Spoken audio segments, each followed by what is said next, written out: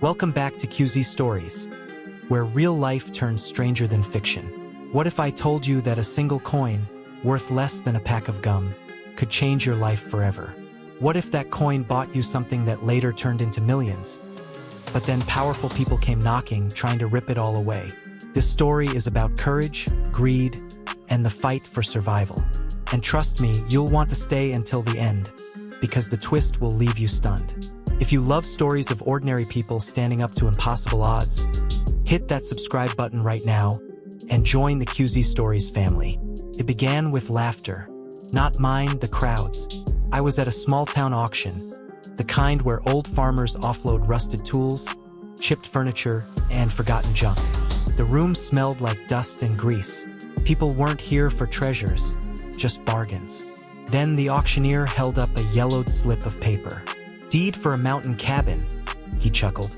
"Probably worthless. No electricity. No road. Falling apart. Who wants it?" Silence. Heads shook. No hands raised. Out of instinct, or maybe foolishness, I flipped a coin in my pocket. A single quarter. Without thinking, I raised my hand. 25 cents, I said. The room erupted with laughter. Someone muttered, "That's just firewood." Another called me crazy, but the hammer dropped. Sold. I walked out with a slip of paper no one else wanted. And in that moment, I thought it was just a joke. But when I drove into the mountains to see it for myself, my heart skipped. The cabin wasn't a ruin. It was weathered, sure. Dust thick as snow, windows cracked, door sagging. But the bones were strong.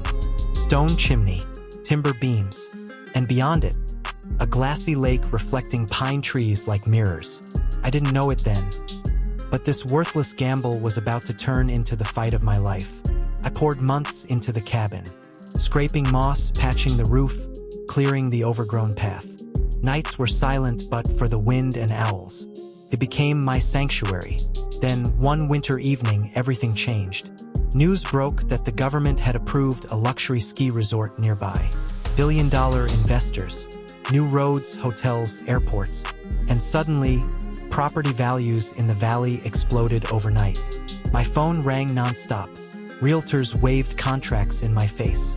Developers offered checks so large I thought they were pranks. A lawyer finally confirmed it. My 25-cent gamble was now appraised at nearly $10 million. But money attracts vultures. And the first vulture came in the mail. A letter stamped in bold red, HOA notice. It claimed my cabin wasn't truly mine. It belonged to the community. I laughed at first, but laughter turned to unease, because I hadn't joined any community. I hadn't signed anything. Something was wrong. Very wrong. Weeks later, a man in a tailored suit arrived at my gate. His smile was thin, sharp, like a blade. "Welcome to our neighborhood," he said smoothly. "The HOA has voted. Your cabin falls under our jurisdiction now. If you'd like to avoid legal trouble, you can donate it to the community." I stared. "Donate? Are you insane?" His smile didn't falter. "It's best not to fight. We've seized properties before. Courts can be complicated." That's when the harassment began. The only road to my cabin? Blocked with a chain and private property signs. Neighbors who once waved suddenly crossed the street to avoid me. Anonymous fines arrived. $5,000 for having unapproved window coverings. They even sent notices claiming my chimney violated community guidelines. Each paper felt like a noose tightening around my neck. But late one night, I started digging. And what I found in the county archives would flip the entire story upside down.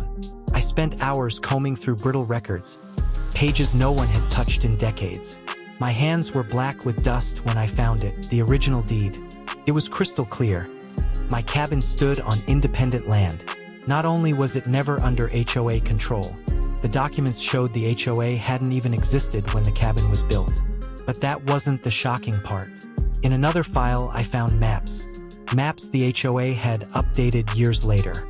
Their territory lines had been redrawn, stretching like a greedy hand over land that never belonged to them. Worse, signatures on those filings didn't match county records. Forgery. Fraud. A crime. I copied everything. Every letter, every map, every crooked signature. The next HOA meeting would be their last game of intimidation. Because this time, I wasn't walking in as prey. I was walking in with fire. The meeting room buzzed with smug chatter. The HOA board sat like kings, their president at the head, a woman with sharp eyes and sharper nails. I walked to the center, dropped a heavy folder on the table.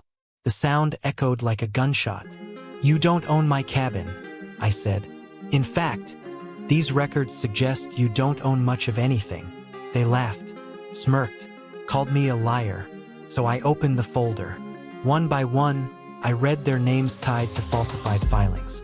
Their own signatures, proof of fraud, proof of crimes that carried prison sentences. Gasps filled the room. Some members shifted uncomfortably, realizing they'd been dragged into a scandal. The president's face twisted. "You're bluffing," she snapped. I smiled coldly and pulled out the final card. A letter from my lawyer, already filed with the county prosecutor. Silence. No more laughter. Only the sound of people realizing the walls were closing in. When I walked out, their eyes followed me wide, pale, defeated. The next week, the road reopened. The fines vanished. And the president resigned for personal reasons. Justice, for once, was on my side. Developers still dangled blank checks in front of me. $10 million. Enough to change everything. But the cabin had become more than money. Neighbors slowly returned, ashamed, some even thanking me. The HOA had bullied them for years. By standing up, I hadn't just saved my home, I'd exposed a monster. Sometimes the smallest gamble flips the entire world.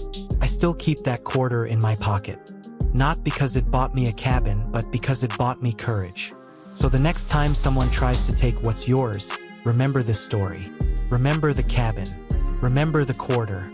Because in the end, justice is worth far more than 25 cents.